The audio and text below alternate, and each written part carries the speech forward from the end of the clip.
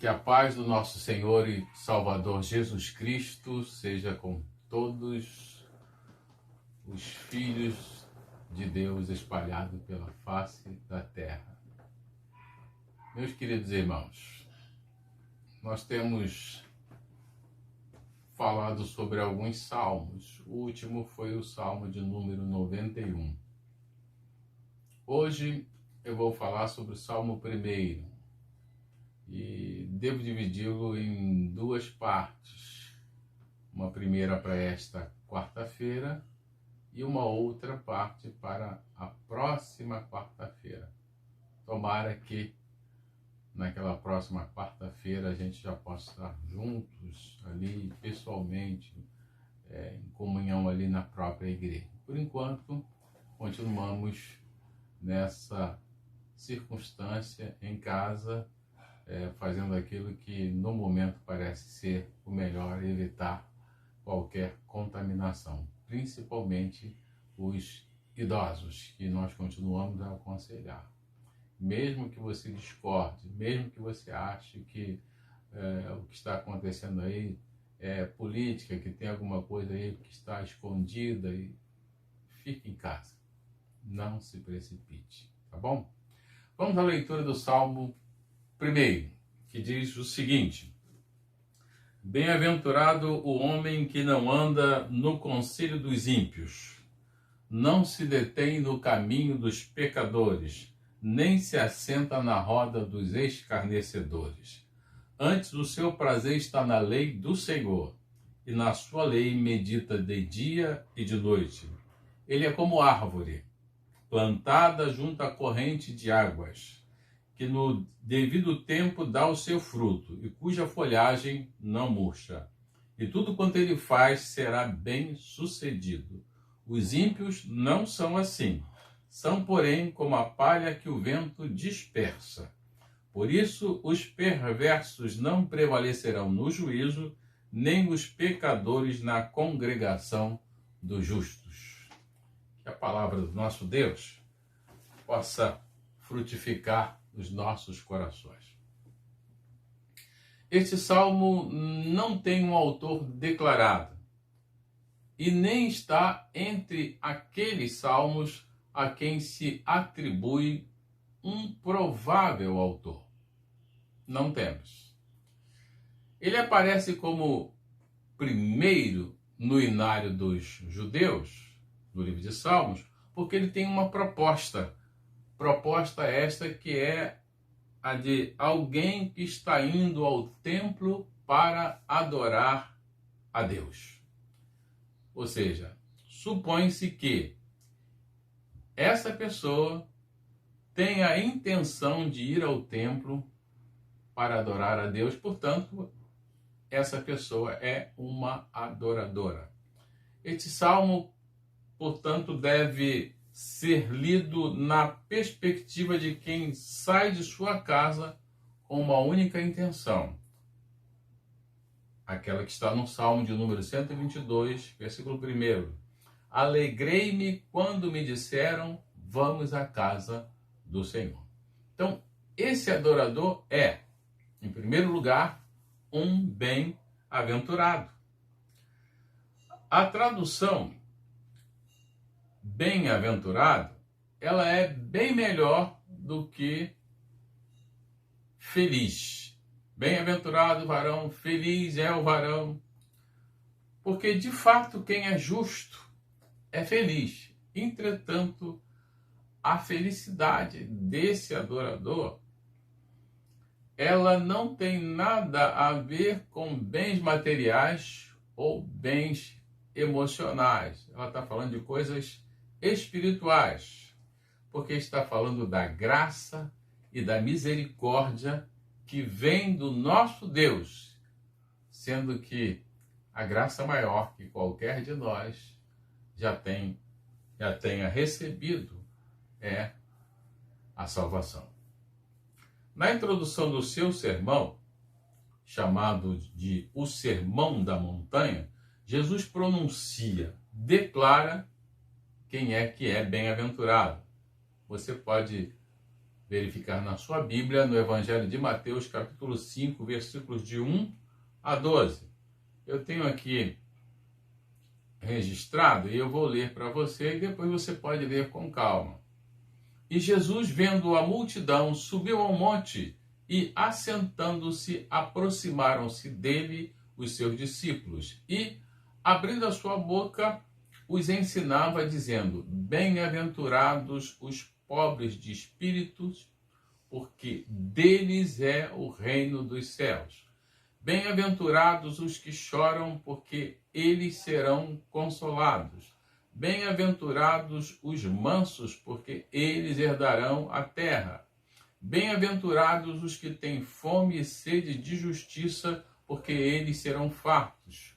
Bem-aventurados os misericordiosos, porque eles alcançarão misericórdia. Bem-aventurados os pacificadores, porque eles serão chamados filhos de Deus.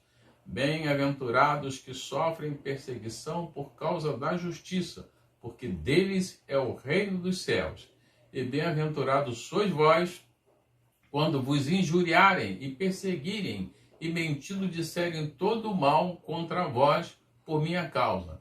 Exultai e alegrai-vos, porque é grande o vosso galardão nos céus, porque assim perseguiram os profetas que foram antes de vós. Então, se você é um justo, é um bem-aventurado, você está sendo agraciado por Deus pela salvação, por todas essas coisas que Jesus pronunciou aqui. Em segundo lugar, o adorador, ele é um focado naquilo que ele está indo fazer. Não está ele indo ao templo? Não é a intenção dele prestar um culto a Deus? Então veja o que o Salmo nos diz ainda nos primeiros versículos. Esse bem-aventurado, ele não anda no conselho dos ímpios. Ou melhor, na sua mente, ele já firmou um propósito. O que os outros dizem, o que os outros estão pensando fazer ou fazendo, não é problema dele. Ele não está preocupado com o que eles pensam. Esse adorador que é um focado no que ele está indo fazer, ele também não se detém no caminho dos pecadores. Ou seja, ele traça uma rota.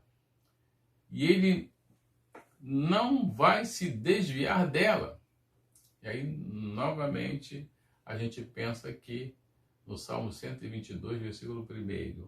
Alegrei-me quando me disseram, vamos à casa do Senhor. É isso que está preocupando ele. É nisso que ele está pensando. Eu vou à casa do Senhor, então eu não vou parar, eu não vou me desviar do caminho que eu estou seguindo. E esse adorador, ele é um focado, porque ele não se assenta na roda dos escarnecedores. Ao pé da letra, ele sequer se assenta no assento dos escarnecedores. É a tradução ao pé da letra. O lugar onde as pessoas estão, pessoas essas que zombam de Deus, ele não passa perto. Eu tenho algumas observações, aliás, são duas, em relação a esse início do Salmo. Eu vi que li alguns comentaristas que dizem que é uma progressão. Eu discordei deles. Não é uma progressão. São duas escalas de retrocessão.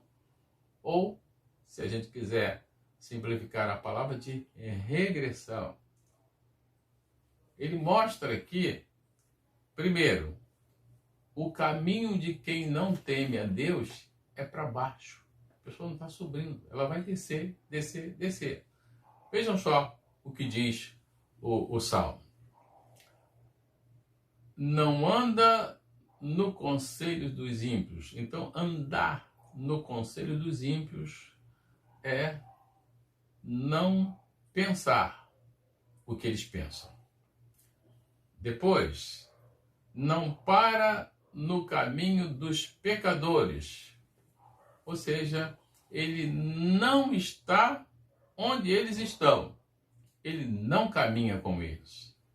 E ainda, nesse caminho de quem não teme a Deus, que eu disse que é para baixo, ele não se assenta no lugar dos escarnecedores, ou seja, não comunga, não compartilha com eles. Então há uma degradação.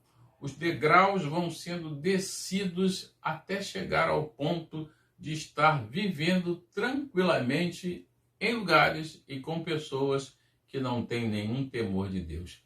Esse caminho, aquele que é adorador, aquele que é bem-aventurado, ele não anda, ele não desce nesse caminho daí. A outra observação nessas duas escalas de retrocessão, ainda nos primeiros versículos, tem a ver com tipos de pecadores. Deixa eu fazer aqui uma digressão aqui e chamar a sua atenção. Pecado não tem tamanho. Mas aqueles que cometem pecado, os pecadores, esses sim têm graus de maldade. Existe também a quantidade de pecados que eles cometem. E ainda tem o problema da contaminação. Então, quando eu estou falando aqui, nesse momento, não é, sobre essa regressão, eu estou falando de tipo de pecadores. E é o que a Bíblia está colocando também. Tá? Não há pecado maior ou menor. Mas o pecador, esse sim. Então, vejam lá. Primeiro, ele fala do ímpio. Bem-aventurado aqueles que não andam no conselho dos ímpios. A palavra ímpio, ela é a tradução da palavra goim, do hebraico, que, na verdade, se refere àqueles que não pertencem às famílias dos judeus. Ou seja, aquelas pessoas que não são conhecedoras da lei e do Deus verdadeiro. Então, quando ele fala, a primeira parte é em relação aos ímpios. A outra palavra, quando ele coloca lá, não andam no caminho dos pecadores. Então, veja bem, ímpios, depois vem pecadores. Pecadores são aqueles que fazem coisas que desagradam a Deus, tendo consciência ou não da lei de Deus, eles fazem coisas que desagradam a Deus. E em terceiro lugar, nesse tipo de pecadores, estão os escarnecedores. Aquele que é bem-aventurado, aquele que é justo, não se assenta na roda dos escarnecedores. Esses são, os escarnecedores, são os que, além de desobedecerem a Deus, zombam dele. Infelizmente, há quem faça isso. Bem, meus irmãos, nós hoje ficamos por aqui. Nesse exato momento, nós estamos impedidos de ir à casa de Deus. O que eu coloco para você é o seguinte: quando não havia esse impedimento, você era frequente aos cultos? Era? Você era aluno da escola bíblica dominical? Você tem pensado, nesse tempo, enclausurado na sua casa, em firmar um propósito com Deus nesse sentido? Sem impedimento, você ir à casa de Deus com prazer? Segundo, você tem consciência de que você é um bem-aventurado? De que você é um filho de Deus? E que você pessoalmente verá a Deus? É o que diz lá no Sermão do Monte, as bem-aventuranças. Você tem consciência que o reino dos céus também é seu? Finalmente, um adorador. É para isso que você foi criado. E é com essa intenção, com esse foco que você deve se dirigir ao templo para cultuar a Deus, quando isso for possível. Não sendo possível, aí onde você está, na sua casa, no seu trabalho, onde você esteja nesse momento, você deve cultuar a Deus como um verdadeiro adorador. E para que isso aconteça, está escrito lá, é que medita de dia e de noite na sua palavra. Para você ser um adorador, você tem que estudar e meditar com prazer na palavra de Deus. Seja esse adorador que Deus quer. Que Deus abençoe você. Amém.